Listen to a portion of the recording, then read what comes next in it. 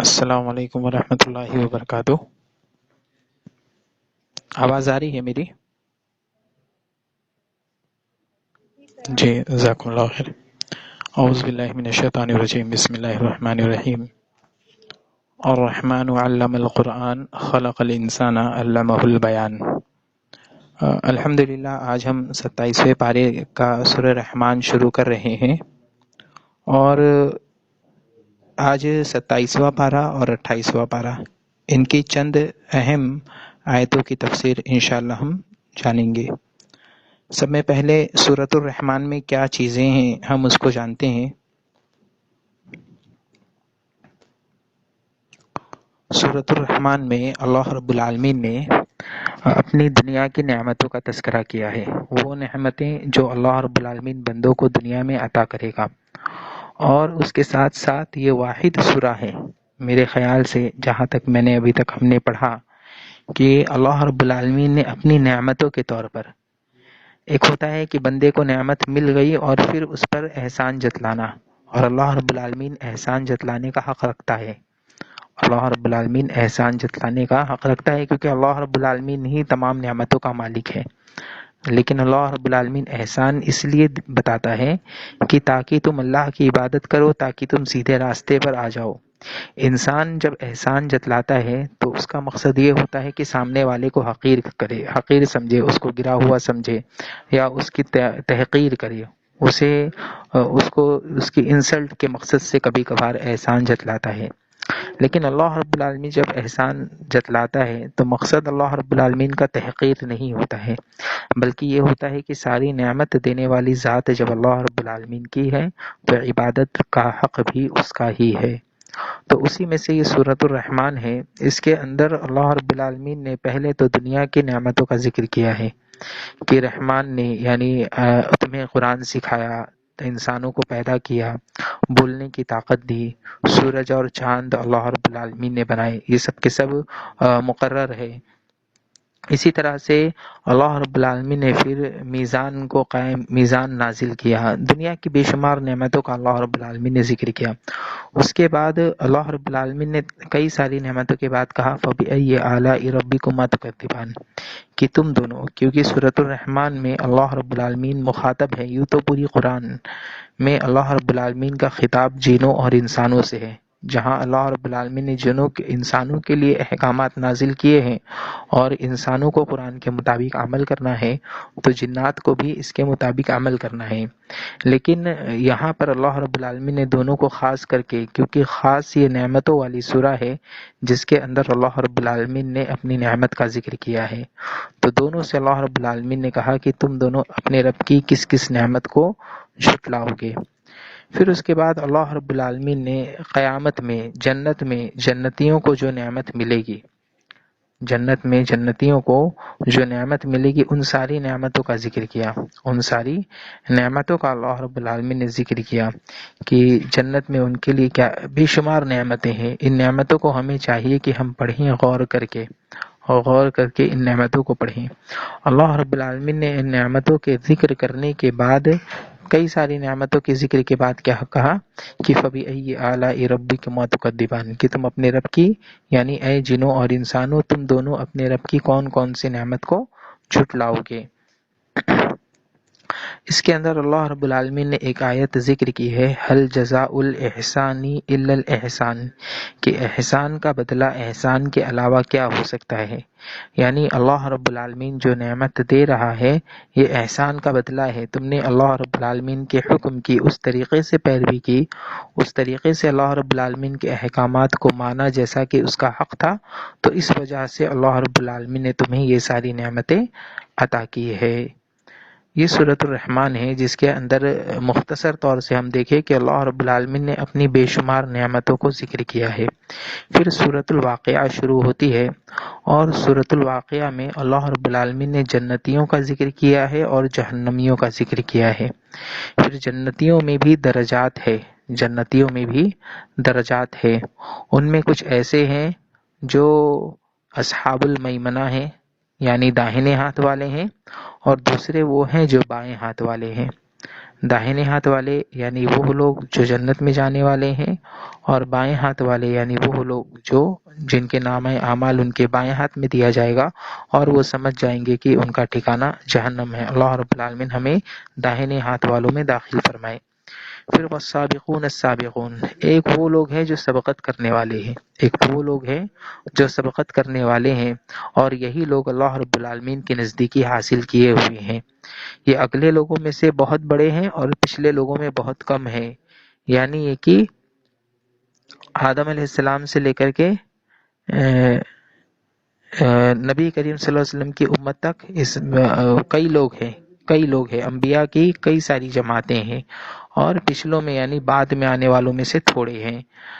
اللہ سرور موضونہ، یہ لوگ سونے کے تاروں سے بنے ہوئے تختوں پر ہوں گے، ایک دوسرے کے سامنے تکیہ لگائے ہوئے بیٹھے ہوں گے،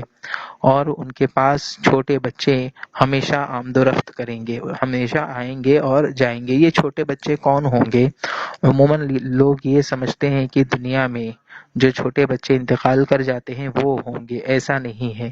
یہ اللہ رب العالمین نے جن کو لؤلؤ ولدان مخلدون کہا ہے، چھوٹے بچے جو ہمیشہ رہنے والے ہیں، یہ وہ لوگ ہیں جو ایک الگ مخلوق اللہ رب العالمین جنتیوں کی خدمت کے لیے پیدا کرے گا، ورنہ انسانوں کو اللہ رب العالمین چاہے چھوٹا ہو یا بڑا ہو یا جوان ہو یا بوڑھا ہو، سب کو ہم عمر کر دے گا، اور تمام کے تمام جنت میں جانے والے ایک ہی عمر کے ہوں گے۔ تو پھر اس کے بعد حور عین کا تذکرہ ہے، اور اس کے بعد یہ کہ وہ لوگ اس میں کوئی غلط بات اور بکواس نہیں سنیں گے۔ پھر سابقون کے بعد ہے اصحاب الیمین، ما اصحاب الیمین، داہنے ہاتھ والے، ان کا تذکرہ کیا، یہ درجات ہے۔ پھر اس کے بعد اصحاب الشمال کا ذکر ہے، اصحاب الشمال یعنی بائیں ہاتھ والے، کہ ان کے ساتھ کیا حال ہوگا۔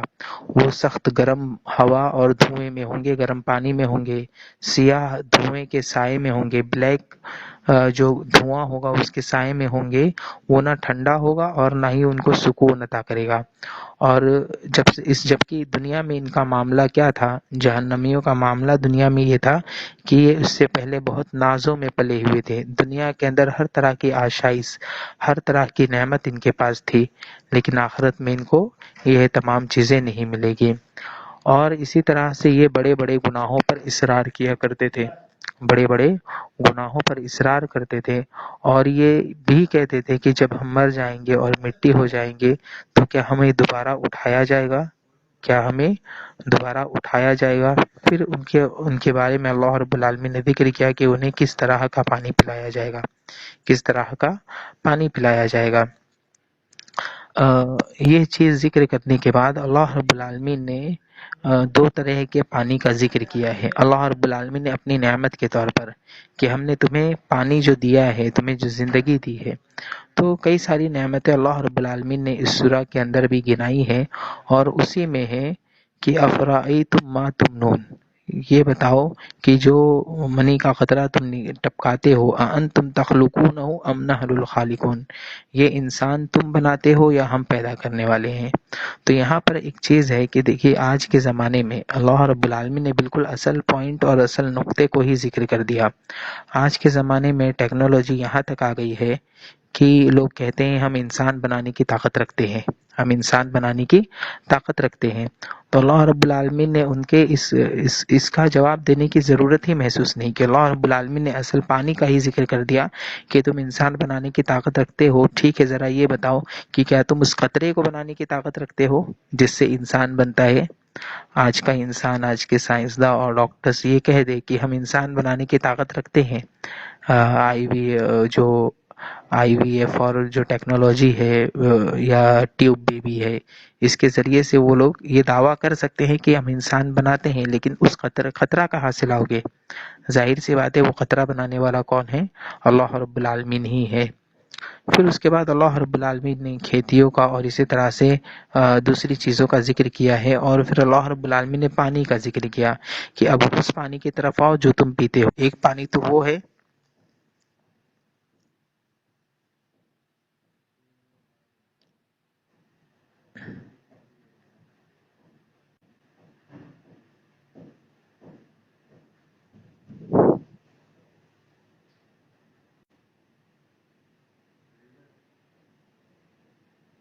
1 منٹ شروع ہو رہا ہے انشاءاللہ.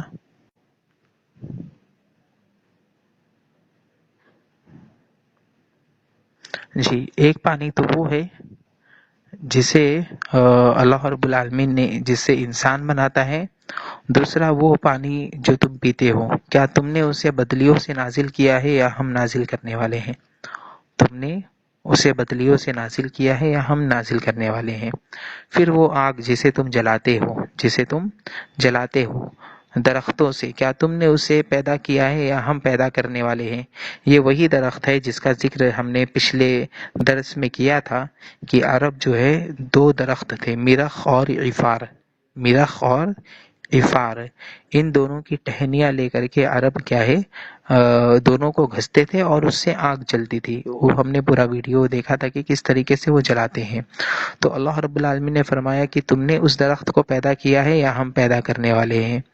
پھر اس کے بعد اللہ رب العالمین نے ستاروں کے گرنے کی قسم کھائی اور پھر اللہ رب العالمین نے فرمایا کہ بے شک یہ قرآن کریم ہے. پھر ستاروں کی گرنے کی قسم کھائی اللہ رب العالمین نے، تو کہا کہ اگر تمہیں علم ہو تو یہ بہت بڑی قسم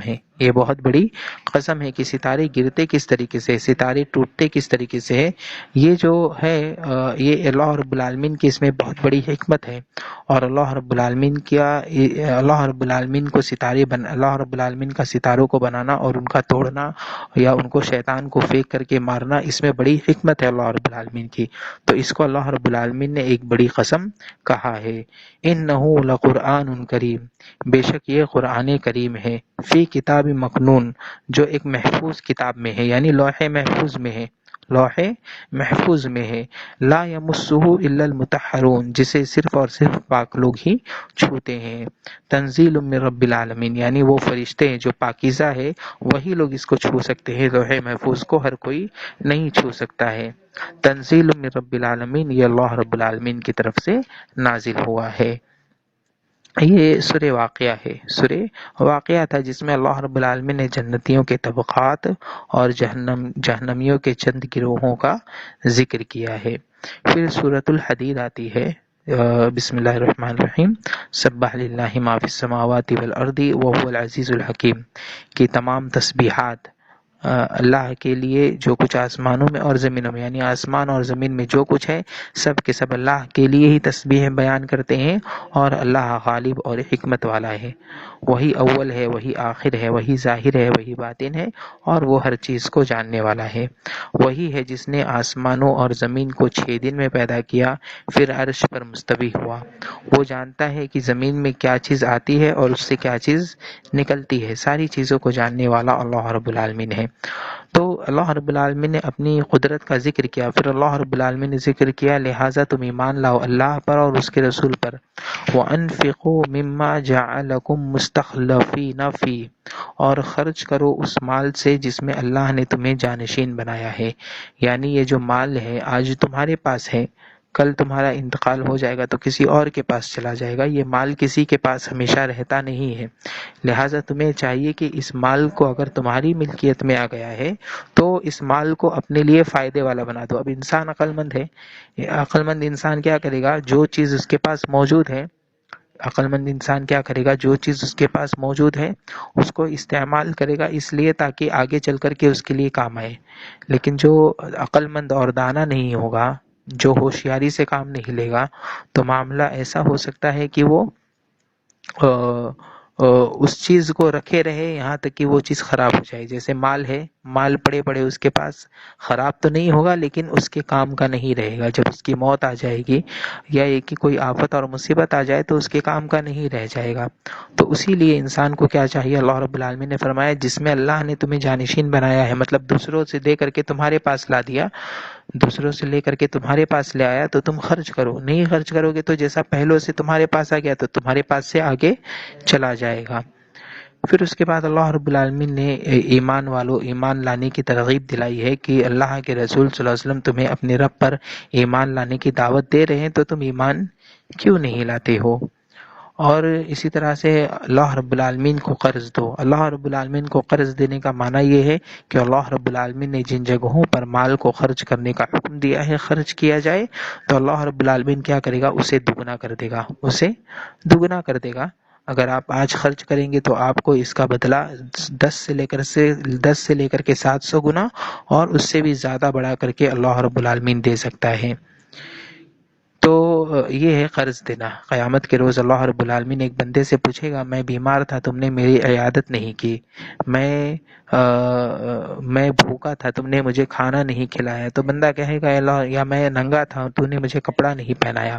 بندہ کہے گا اے اللہ رب العالمین تو رب العالمین ہے، میں تجھے کیسے کھلاتا، کیسے کپڑا دیتا اور کیسے تیری عیادت کرتا؟ تو اللہ رب العالمین کہے گا کہ فلاں بندہ بیمار تھا تو نے اس کی عیادت نہیں کی، فلاں بندہ بھوکا تھا ضرورت مند تھا تو نے اس کی ضرورت اور حاجت کو پورا نہیں کیا۔ تو یہی مراد ہے کہ اللہ رب العالمین کو قرض حسنہ دیا جائے۔ اسی طرح سے یوم تری المؤمنین والمؤمنات یسعی نورہم بین ایدیہم وبایمانہم بشراکم الیوم جنات تجری من تحتہا الانہار خالدین فیہا ذلک هو الفوز العظیم، کہ جس دن تم مومنین اور مومنات کو دیکھو گے کہ نور ان کے آگے دوڑ رہا ہوگا، یہ وہی نور ہے جو جنتیوں کو پل صراط پر دیا جائے گا، پل صراط پر دیا جائے گا، اور وہ لوگ اس کی روشنی میں تیز بھاگ کر کے نکل جائیں گے۔ کوئی تیز دوڑے گا، کوئی پلک جھپکتے، کچھ بجلی کی تیزی سے، کوئی جو ہے گھوڑے کی تیزی سے، کوئی چل چل کر، کوئی ایسا بھی ہوگا جو گھسڑ گھسڑ کر، لیکن آخر میں یہ ہوگا کہ وہ اس پل کو پار کر ہی لے گا، اور کچھ ایسے ہوں گے جو اس میں گر جائیں گے۔ تو جو گرنے والے ہوں گے اس کا ایک سبب یہ بھی ہوگا کہ ان کے پاس نور ہی موجود نہیں ہوگا، نور ہی موجود نہیں ہوگا۔ نور کیوں نہیں موجود ہوگا؟ کیونکہ ان کی کوئی نیکیاں ہی نہیں تھی، تو نور کہاں سے رہے گا؟ تو منافقین اور منافقات یہ لوگ کہیں گے، جو منافقین ہوں گے یہ ایمان والوں سے کہیں گے کہ ہمیں تھوڑا نور دے دو تاکہ ہم اس سے فائدہ اٹھا لیں، مطلب ہمیں بھی تھوڑا، کیسا ہوتا ہے ہم راستے میں چل رہے ہو اور ہم نے ٹارچ لائٹ جلائی ہوئی ہے موبائل کی، تو جو ہمارے ساتھ چل رہا ہے ہم اس کو بھی تھوڑا دکھاتے ہیں تاکہ اس کے بھی چلنے میں آسانی ہو۔ قیامت کے روز جو منافقین بھی جنتیوں سے، جو پل صراط کے پاس، پل صراط پر جنہیں نور مل جائے گا، ان سے مطالبہ کریں گے کہ تھوڑا نور ہمیں بھی دے دو، تھوڑا نور، تھوڑا روشنی، تھوڑی لائٹ ہمیں بھی دے دو تاکہ ہم بھی کیا ہے اس پل کو کراس کر لے۔ تو وہ لوگ کہیں گے، ایمان والے کہیں گے ارجعوا وراءکم فالتمسوا نورا، تم پیچھے پلٹ جاؤ اور وہیں پر نور تلاش کرو، وہیں پر نور تلاش کرو، یعنی یہ کہ اب دنیا میں جا کر کے یہ ان کو ذلیل اور رسوا کرنے کے لیے ہوگا۔ پھر وہ لوگ کہیں گے کہ کیا ہم نے تمہارے ساتھ ایمان نہیں لائے تھے، تمہارے ساتھ نہیں تھے؟ تو جنتی ان کو جواب دیں گے کہ تم نے اپنے آپ کو فتنے میں پھنسا رکھا تھا اور تم انتظار میں رہے، شک و شبے میں رہے، لہٰذا ہمیں چاہیے کہ ہم اللہ رب العالمین پر مضبوطی سے، بغیر شک کے، پورے یقین کے ساتھ ایمان لائے کہ اللہ رب العالمین ہمیں فائدہ دینے والا ہے۔ اللہ رب العالمین پر ایمان لانا ہمارے لیے دنیا اور آخرت میں فائدے کا سبب ہے۔ پھر اللہ رب العالمین نے ذکر کیا الم یأن للذین آمنوا ان تخشع قلوبهم لذکر اللہ وما نزل من الحق، کیا اب تک ایمان والوں کے لیے وقت نہیں آیا کہ ان کے دل اللہ کے ذکر سے اور جو حق ان پر نازل ہو چکا ہے اس سے نرم ہو جائے؟ تو کیا یہ وقت نہیں آیا؟ اچھا، دل کی سختی کیوں ہوتی ہے؟ ایک آدمی اللہ کے دین سے دور کیوں ہو جاتا ہے، نیک اعمال سے دور کیوں ہوتا ہے؟ فطال علیہم الامد فقست قلوبہم، جب ان پر مدت لمبی ہو جاتی ہے تو دل سخت ہو جاتا ہے۔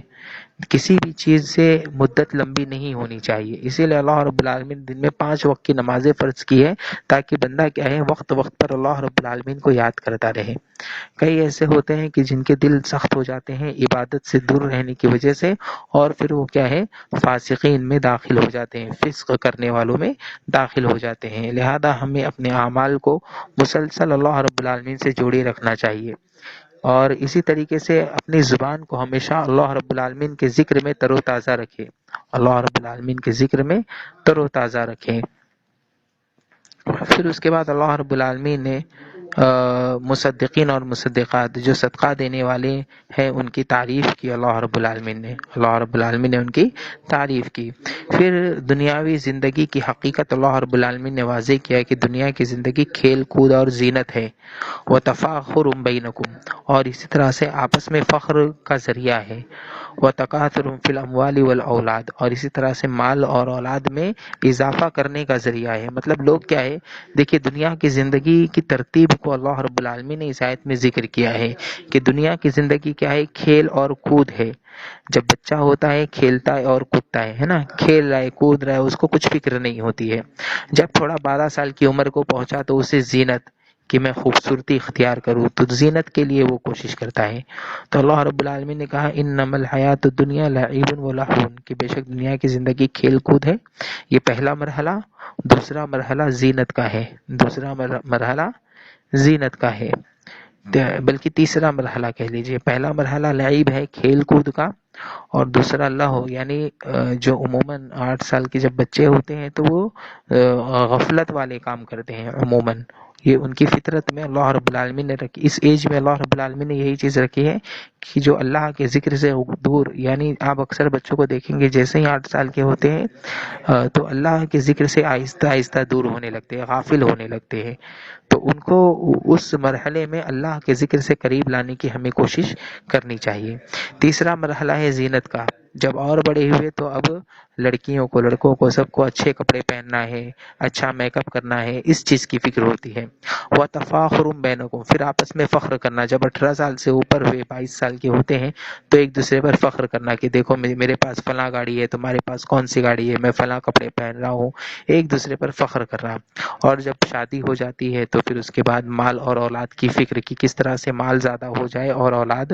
زیادہ ہو جائے۔ تو اسی مرحلے کو اللہ رب العالمین نے یہاں پر سورہ حدید میں ذکر کیا ہے۔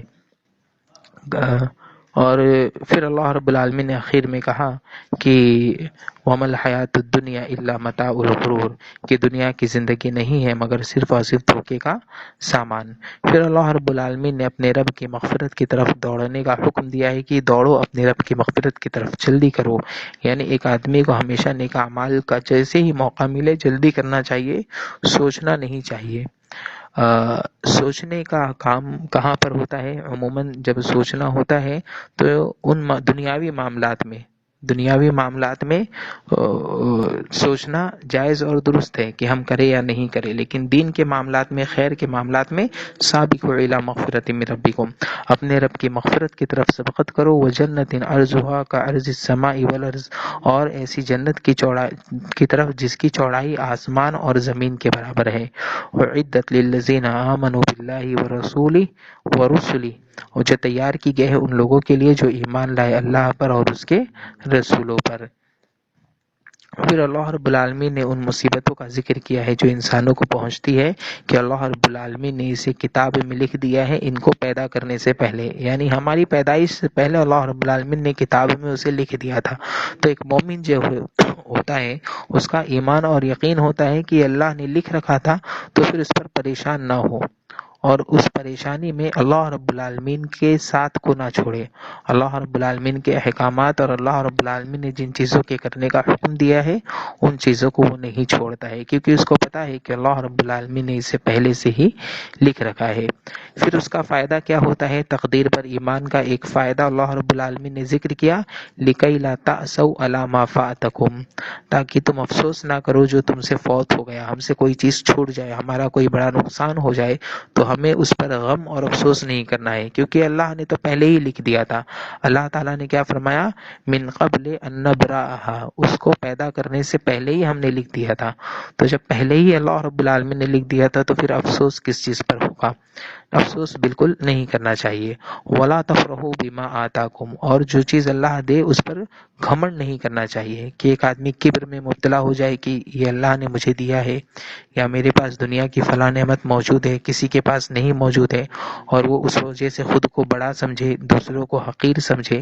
دوسروں کے حقوق کو اس میں جو دوسروں کے حق بنتے ہیں ان کو ادا نہ کرے، تو ایسا نہیں ہونا چاہیے۔ واللہ لا يحب كل مختال فخور، اللہ رب العالمین گھمنڈ کرنے والے اور فخر کرنے والوں کو پسند نہیں فرماتا ہے۔ پھر اللہ رب العالمین نے بخل کرنے سے بھی منع کیا کہ جو نعمت اللہ رب العالمین تمہیں دے ان میں بخل نہ کرے، ان میں ذرہ برابر بھی بخل نہ کرے۔ اس کے بعد سورۃ المجادلہ شروع ہوتی ہے، اور سورہ مجادلہ میں اللہ رب العالمین نے اس واقعے کا ذکر کیا ہے جو حضرت خولہ بنت مالک بن ثعلبہ رضی اللہ تعالی عنہا کے شوہر نے ان سے زہار کر لیا تھا، اور یہ زمانہ جاہلیت میں زہار جو ہے یہ طلاق سمجھا جاتا تھا، طلاق سمجھا جاتا تھا۔ لیکن یہ کہ جس طرح سے جو باپ نہ ہو اس کو باپ کہنا، یعنی ایک آدمی اب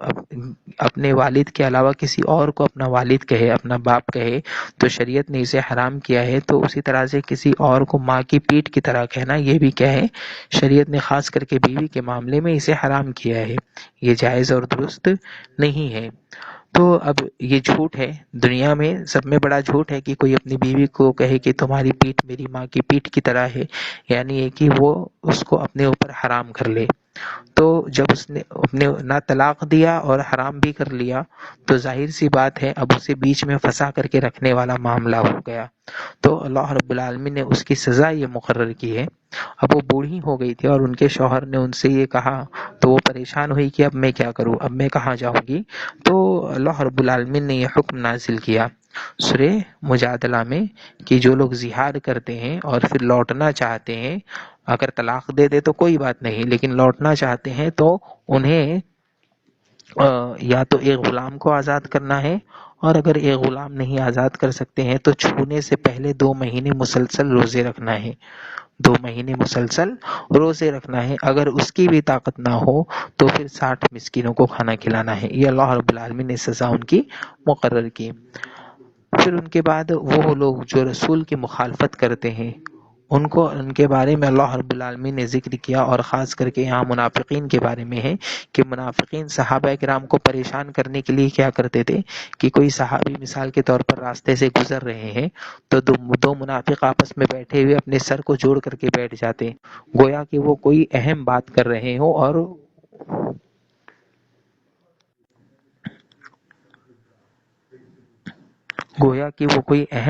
رہے ہوں،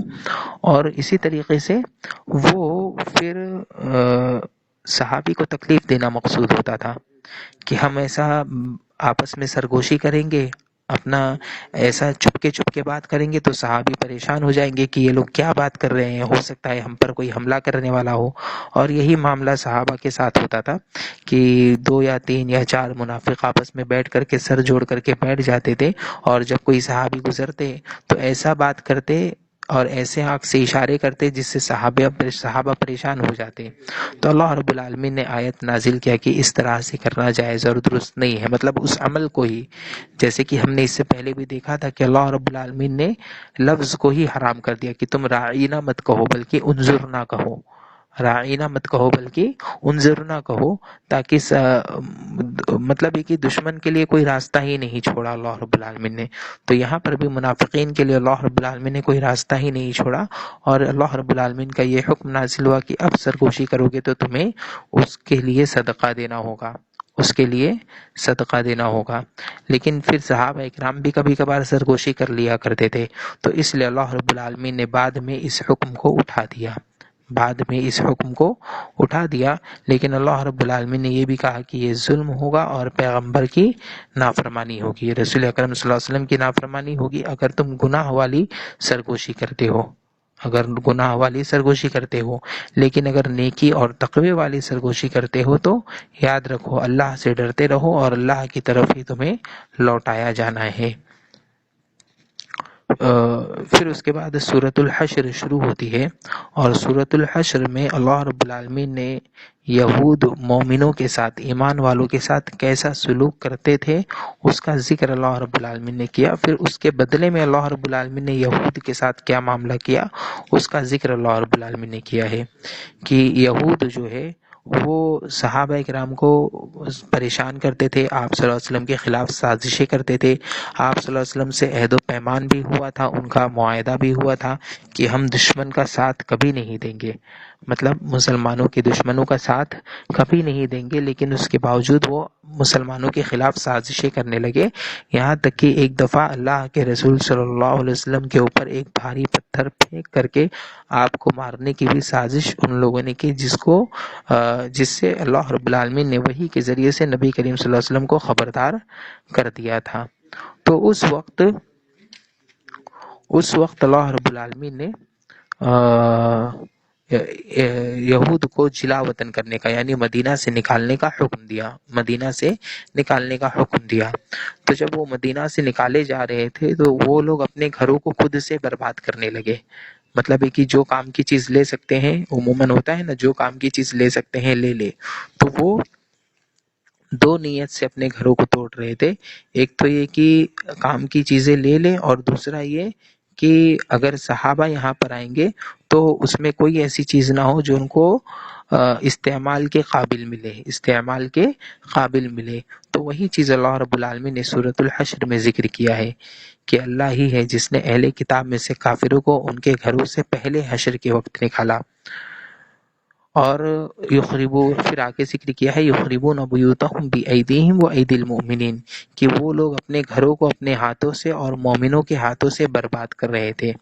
تو یہود نے اپنے ہاتھوں سے کیوں برباد کیا، اس کا سبب میں نے ذکر کیا، اور مومنوں نے کیوں برباد کیا، اس لیے مسلمانوں نے ان کے گھروں کو اور زیادہ توڑا۔ مطلب کبھی کبھار ایسا ہوتا ہے نا، گھر کو گرا دیا جائے تو نیچے کوئی چیز دبی رہ گئی، تو صحابہ کرام اس چیز کو نکالنے کے مقصد سے کیا ہے، ان کے گھروں کو اور زیادہ توڑنے کی ضرورت پیش آ جاتی تھی۔ تو اللہ رب العالمین نے اسی چیز کا ذکر کیا ہے کہ یہ ایک طرح کا عذاب تھا ان لوگوں پر۔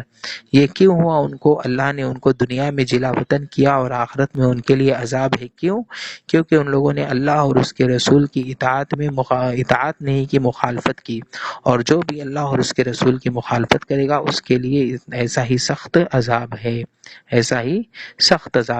پھر مال فے کا حکم اللہ رب العالمین نے دیا کہ مال فے کی تقسیم کس طریقے سے ہوگی۔ مال فے یعنی وہ مال جو بغیر لڑائی کے ہاتھ آ جائے، مال فے یعنی وہ مال جو بغیر لڑائی کے ہاتھ آ جائے، اس میں مہاجرین اور اسی طرح سے یتیم، مسکین، فقراء، مسافر، ان کے لیے اللہ رب العالمین نے ذکر کیا کہ ان کے درمیان مال فے تقسیم ہوگا، تاکہ یہ صرف امیروں کے درمیان گھومتے نہ رہے، کہ لا یکون دولۃ بین الاغنیاء منکم، تاکہ یہ صرف مالداروں کے درمیان مال گھومتے نہ رہے بلکہ یتیموں اور مسکینوں کے ہاتھ بھی کچھ آ جائے۔ پھر اس کے بعد اللہ رب العالمین نے فقراء مہاجرین کا ذکر کیا ہے کہ جن کو ان کے گھروں سے نکالا گیا اور وہ لوگ اللہ کا فضل تلاش کرتے ہیں اور اللہ اور اس کے رسول کی مدد کرتے ہیں، تو یہی سچے لوگ ہیں۔ اللہ رب العالمین نے مہاجرین کو صادقون کہا کیونکہ سچا ایمان اسی سے ظاہر ہوتا ہے کہ ایک آدمی اللہ کو راضی کرنے کے لیے اپنے گھر بار اور اولاد کو چھوڑ دے، تو اس سے ایمان میں سچا کون ہوگا۔ پھر انصار کو اللہ رب العالمین نے مفلحون کہا کہ وہ لوگ کامیاب ہونے والے ہیں، کیونکہ وہ لوگ ایمان بھی لائے اور ان لوگوں نے پھر مہاجرین کی ہر طریقے سے مدد بھی کی، ہر طریقے سے جو بھی ان سے ہو سکتا تھا ان لوگوں نے اس طریقے سے مہاجرین کی مدد کرنے کی کوشش کی۔ پھر اس کے بعد اللہ رب العالمین نے حکم دیا ہے کہ ایمان والوں کو کبھی کبھار ہوتا ہے، ہم سوسائٹی میں دیکھتے ہیں کہ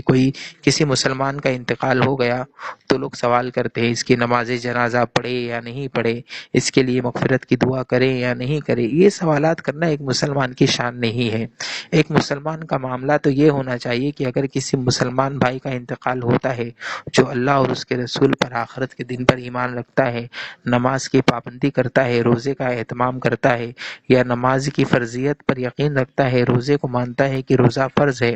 تو ان کے لیے ہم مغفرت کی دعا کریں۔ والذین جاءوا من بعدہم یقولون، اور جو لوگ ان کے بعد آئے وہ کہتے ہیں کہ ربنا اغفر لنا ولاخواننا الذین سبقونا بالایمان، اے ہمارے رب ہماری مغفرت کر دے اور ہمارے بھائیوں کی جو ہم سے ایمان میں سبقت کر گئے ہیں۔ تو ہمیں چاہیے کہ ہم ایمان والوں کی مغفرت کریں، نہ کہ ان پر طعن و تشریح کریں، ان کو برا بھلا کہیں، ان کو گالی دیں۔ اس کا عمل کیسا بھی ہو اللہ رب العالمین اس سے اس کا حساب لے گا۔ ہماری ذمہ داری ہے کہ ہم ان کے لیے، اپنے لیے مغفرت کی دعا کریں، جو ہم سے پہلے مومن انتقال کر گئے ہیں ان کے لیے مغفرت کی دعا کریں، اور کسی کے تعلق سے کوئی کینہ دل کے اندر نہ رکھے۔ ہمیں کسی کو نہ جنتی بنانا ہے نہ جہنمی بنانا ہے۔ پھر اس کے بعد اللہ رب العالمین نے منافقین کا ذکر کیا ہے کہ منافقین یہ ہمیشہ یہود کے ساتھ رہتے ہیں اور یہود اسے کہتے ہیں کہ ہم تمہارے ساتھ ہیں، لیکن جب ان سے لڑائی ہوتی ہے تو یہ منافقین پیچھے ہٹ جاتے ہیں۔ اور اسی طرح سے وہ لوگ بھی آپس میں ایسے ہی بٹے ہوئے ہیں۔ کفر ہمیشہ کبھی ایک نہیں ہو سکتا ہے، گرچہ مسلمانوں کے لیے وہ ایک ساتھ نکلتے ہیں، لیکن اگر مسلمان ڈٹے رہیں جمے رہے تو کفر کبھی ایک نہیں ہو سکتا ہے، وہ لوگ بہت ہی جلد بکھر جاتے ہیں۔ انہی چیزوں کا اللہ رب العالمین نے سورہ حشر کی ان آیتوں میں ذکر کیا ہے۔ پھر شیطان کا ذکر کیا ہے کہ شیطان انسان سے کفر کرواتا ہے، لیکن جب اللہ رب العالمین کی وعید، اللہ کا عذاب دیکھتا ہے تو کہتا ہے انی اخاف اللہ رب العالمین، کہ میں تو اللہ سے ڈرتا ہوں جو کہ سارے عالم کا رب ہے۔ لیکن اللہ رب العالمین نے کہا اس کا مطلب یہ نہیں کہ شیطان بچ جائے گا، بلکہ ان دونوں کا ٹھکانہ یہ ہے کہ دونوں جہنم میں ہمیشہ ہمیشہ رہنے والے ہیں، اور یہ ظالموں کا بدلہ ہے، یہ ظالموں کا بدلہ ہے۔ پھر اللہ رب العالمین نے ایمان والوں کو تقوی اختیار کرنے کا حکم دیا، اور اس بات کا حکم دیا کہ ہر نفس دیکھے کہ اس نے آگے کے لیے کیا بھیجا ہے، اس نے آنے والے کل کے لیے کیا تیاری کی ہے،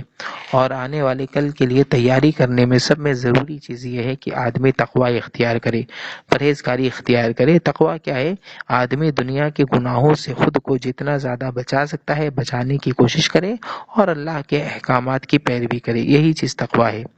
کہ دنیا کے گناہوں سے جتنا زیادہ خود کو بچا سکتے ہو بچائیں، جتنا طاقت میں ہے، اور جتنا اللہ رب العالمین کے احکامات کی پیروی کر سکتے ہو اتنا پیروی کی جائے۔ پھر اللہ رب العالمین نے قرآن کریم کا ذکر کیا ہے کہ اگر ہم اس قرآن کو پہاڑ پر بھی نازل کرتے تو تم اس کو دیکھتے کہ وہ اللہ کے ڈر سے کیا ہے پھٹ جاتا،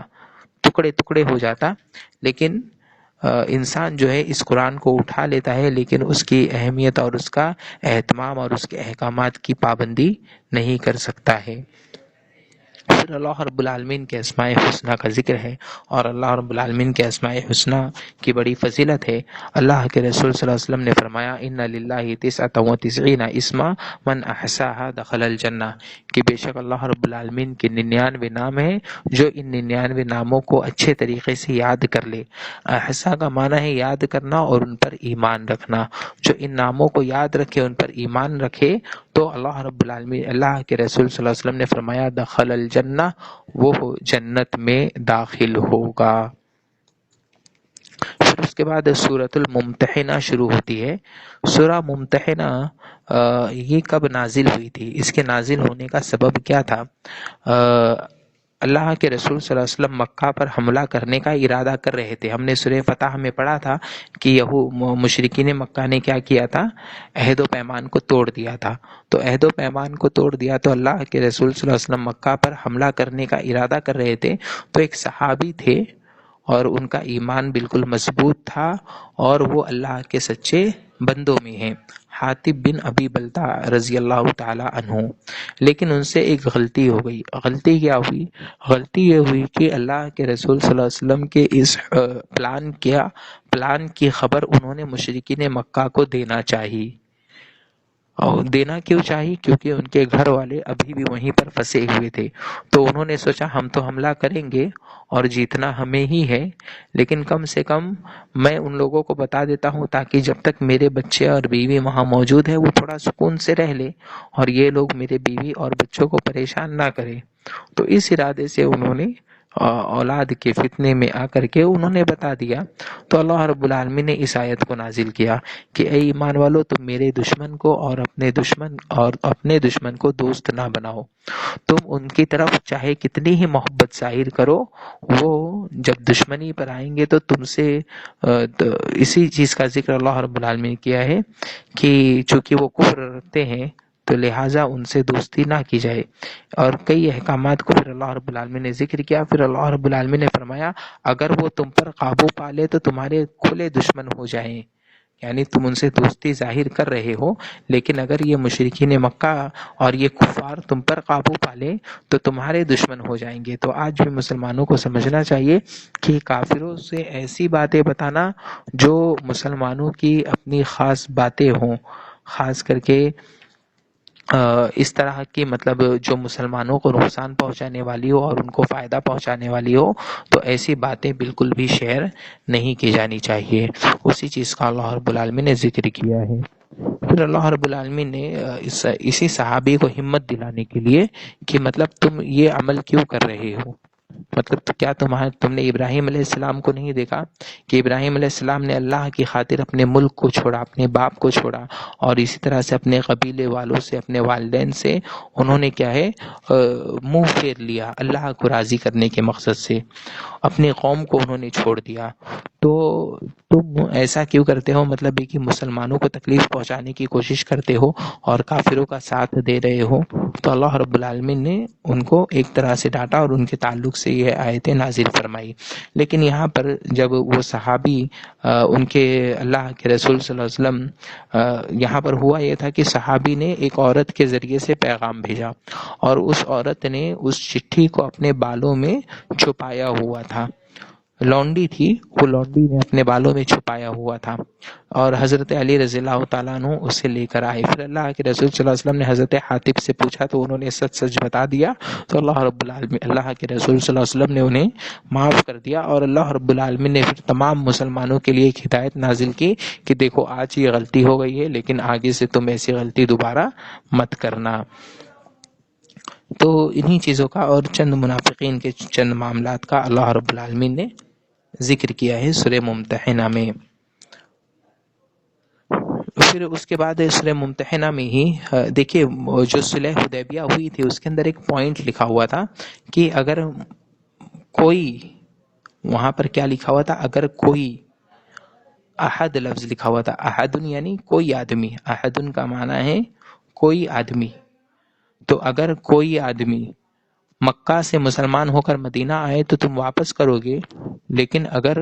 کوئی آدمی مدینہ سے کافر ہو کر کے مکہ لوٹنا چاہے تو ہم واپس نہیں کریں گے۔ یہ مشرکین نے عہد میں لکھا تھا، یہ صلح ہوئی تھی، لیکن وہاں پر احد کا لفظ تھا جو کہ میسکولائن یعنی مذکر کے لیے استعمال ہوتا ہے۔ تو چند مومنہ عورتیں مکہ سے مسلمان ہو کر کے مدینہ آئیں، تو ان لوگوں نے مطالبہ کیا، تو جب معاہدہ پڑھا گیا دوبارہ تو اس میں تو کوئی مرد لکھا ہوا تھا، کوئی عورت تو تھا نہیں،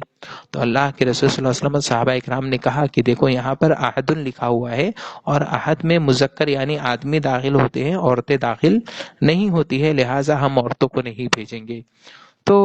پھر اللہ رب العالمین نے ان کے اس فیصلے کی تائید میں آیت بھی نازل کی کہ اگر کوئی عورت ہجرت کر کے ایمان والی مکہ سے مدینہ آتی ہے تو تم ان کو آزماؤ کہ اس کا ایمان سچا ہے یا نہیں، ورنہ ایسا نہ ہو۔ دیکھیے ایک بہت نکتے کی بات اللہ رب العالمین نے کہی ہے کہ تم ان کو آزماؤ کہ ان کا ایمان سچا ہے یا نہیں، ورنہ بعد کے زمانے میں کئی ساری یہودیہ عورتیں اور اسی طرح سے کئی ساری مشرکہ عورتیں مسلمانوں کے درمیان آئیں اور ان لوگوں نے ان کو فتنے میں ڈالا، اور پھر اس کی وجہ سے مسلمانوں کو کئی ساری لڑائیوں میں شکست کا منہ، ہار کا منہ دیکھنا پڑا۔ وجہ کیا تھی؟ وجہ یہی تھی کہ ان کو آزمایا نہیں گیا تھا، ان کو چیک نہیں کیا گیا تھا۔ اللہ رب العالمین نے کہا جب تمہارے پاس مومنہ عورتیں ہجرت کر کے آئیں تو ان کو آزماؤ، ان کو چیک کرو کہ ان کا ایمان صحیح ہے یا نہیں ہے۔ پھر اس کے بعد سورۃ الصف ہے۔ سورۃ الصف میں اللہ رب العالمین نے چند چیزوں کا ذکر کیا ہے۔ اصل میں میرا چارج بھی ختم ہو رہا ہے، میں سفر میں ہوں، تو میں بہت زیادہ مختصر کرتا ہوں انشاءاللہ، اور ہو سکتا ہے ہم کچھ صورتوں کو انشاءاللہ کل ہی کنٹینیو کریں گے کیونکہ انہیں چھوڑ نہیں سکتے ہیں، اہم احکامات ہے۔ تو ہم سورہ صف کی تفسیر سن کے انشاءاللہ آج کے اس درس کو یہیں پر روک دیں گے۔ سورہ صف میں اللہ رب العالمین نے چند صحابہ اکرام یہ چاہ رہے تھے کہ اللہ رب العالمین کس عمل کو پسند کرتا ہے وہ لوگ جانیں، کہ کون سا عمل اللہ رب العالمین زیادہ پسند کرتا ہے۔ تو اللہ رب العالمین نے پہلا تو حکم یہ دیا کہ تم وہ چیز کیوں کہتے ہو جو تم خود نہیں کرتے ہو، لما تقولون ما لا تفعلون، تم وہ کیوں کہتے ہو جو تم خود نہیں کرتے ہو، اور یہ اللہ رب العالمین کو بہت زیادہ ناراض کرنے والی چیز ہے۔ پھر اس کے بعد اللہ رب العالمین نے پسندیدہ عمل کا ذکر کیا کہ اللہ رب العالمین اس آیت میں، سورہ صف کی اس آیت نمبر 4 میں اللہ رب العالمین نے سب میں زیادہ محبوب اور پسندیدہ عمل کا ذکر کیا ہے کہ سب میں زیادہ محبوب اور پسندیدہ عمل یہ ہے کہ اللہ رب العالمین کی راہ میں صف بستہ ہو کر یعنی یکجٹ ہو کر ایک ساتھ مل کر کے لڑائی کی جائے اور اللہ کے کلمے کو بلند کیا جائے، اللہ کے کلمے کو بلند کیا جائے۔ پھر اسی سورہ کے اندر اللہ رب العالمین نے عیسیٰ علیہ السلام کا ذکر کیا ہے کہ عیسیٰ علیہ السلام نے اپنے حواریوں کو خوشخبری دی تھی کہ ایک نبی آنے والا ہے جو میرے بعد، جن کا نام احمد ہوگا۔ جب وہ آئے لیکن اس کے باوجود عیسیٰ علیہ السلام نے خوشخبری دی تھی، لیکن اس کے باوجود جب نصارہ کے پاس آپ صلی اللہ علیہ وسلم نے اسلام کا پیغام بھیجا تو ان لوگوں نے اس کا انکار کیا اور اسے کھلا جادو کہا۔ وہ لوگ چاہتے تھے کہ اللہ کے نور کو اپنے منہ سے بجھا دے، لیکن اللہ رب العالمین اپنے نور کو پورا ہی کرنے والا ہے۔ پھر اللہ رب العالمین نے مغفرت کا وعدہ کیا ہے کہ اگر تم اللہ پر ایمان لاؤ گے، جہاد کرو گے اللہ کے راستے میں، اور اسی طرح سے اپنے نفسوں کے ذریعے سے، اپنے مال کے ذریعے سے، تو اللہ رب العالمین تمہاری مغفرت کرے گا اور تمہیں ایسی جنت میں داخل کرے گا جس کے نیچے سے نہریں جاری ہے، اور پاکیزہ گھر ہیں ہمیشہ والے جنت میں، اور یہ بڑی کامیابی ہے۔ اور دوسری چیز کہ اللہ رب العالمین کی فتح بھی تمہیں ملے گی، اللہ کی مدد اور اللہ کی فتح بھی تمہیں ملے گی اگر تم ان اعمال کو انجام دو گے۔ اللہ کی مدد اگر ہمیں چاہیے تو اللہ پر ایمان، اللہ کے رسول پر ایمان، اور جہاد کے کئی سارے شرائط ہیں، اور اس میں ایک چیز یہ ہے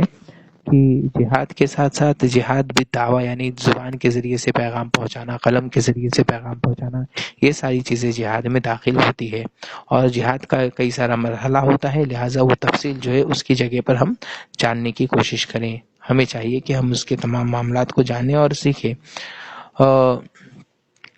تو یہیں پر صف مکمل ہوتی ہے۔ آج کے درس کو یہیں روکتے ہیں۔ اللہ رب العالمین سے دعا ہے کہ جو کچھ ہم نے سنا، اللہ رب العالمین ہمیں اس پر عمل کرنے کی توفیق عطا فرمائے۔ سبحانک اللہم و بحمدک، اشہد ان لا الہ الا انت، استغفرک و اتوب الیک۔ والسلام علیکم ورحمۃ اللہ وبرکاتہ۔ وعلیکم السلام ورحمۃ اللہ۔